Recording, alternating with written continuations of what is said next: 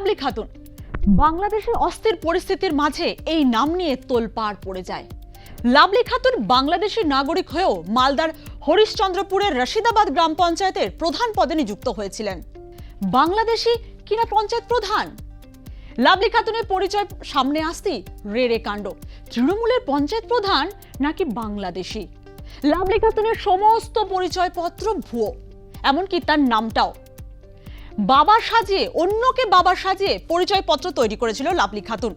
Lovely খাতুনের আসল নাম নাসিয়া খাতুন। 2015 সাল থেকে ভারতের ভোটার তিনি।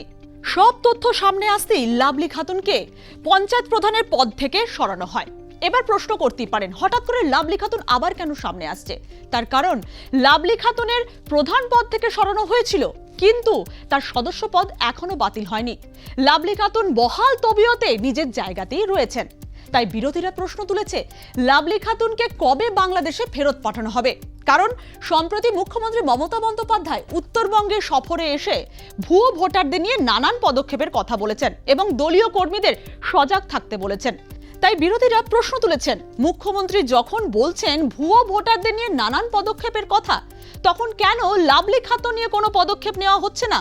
লাভলি খাতুনকে কেন বাংলাদেশে ফেরত পাঠানো হচ্ছে না? কারণ লাভলি খাতুনের পরিচয় তো সকলের সামনে চলে এসেছে, তিনি তো বাংলাদেশী।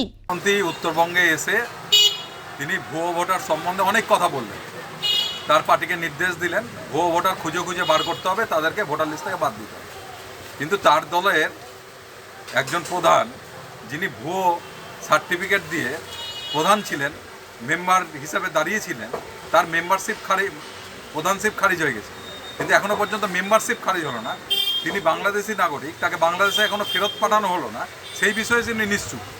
আমরা দেখলাম লাভলি খাতুন রশিদাবাদের প্রধান, তিনি ভুয়ো সার্টিফিকেট দিয়ে তিনি ওবিসি সার্টিফিকেট বার করে প্রধান হয়েছিলেন, ভোটে জিতেছিলেন এবং তিনি প্রমাণ হয়ে গেছে তিনি বাংলাদেশি।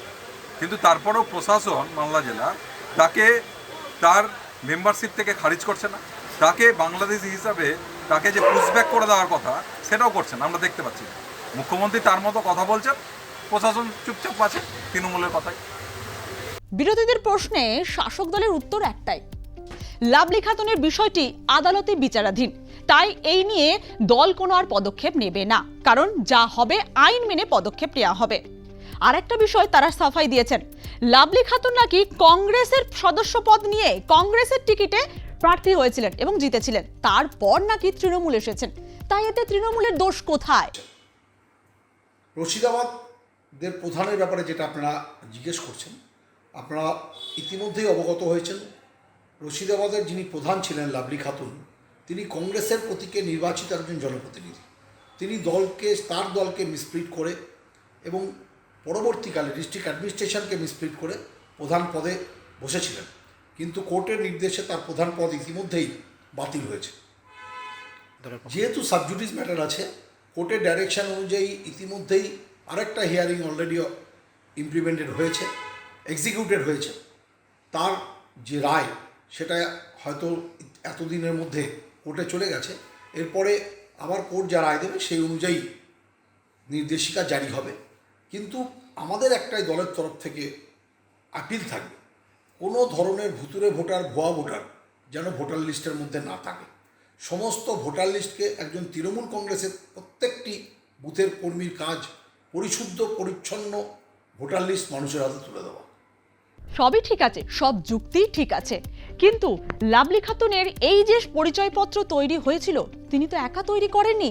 এর জন্য প্রশাসনিকভাবে এই পরিচয়পত্রগুলো তৈরি হয়েছিল। তাই প্রশাসনিক গাফিলতিকে কিন্তু আড়াল করা যায় না। লাভলি খাতুনকে কবে বাংলাদেশে ফেরত পাঠানো হবে তাই নিয়ে বিরোধীরা তো একদম উঠে পড়ে লেগেছে। এখন দেখা যাক লাভলি খাতুন ওরফে নাসিয়া খাতুনের ভাগ্যে কি লেখা রয়েছে।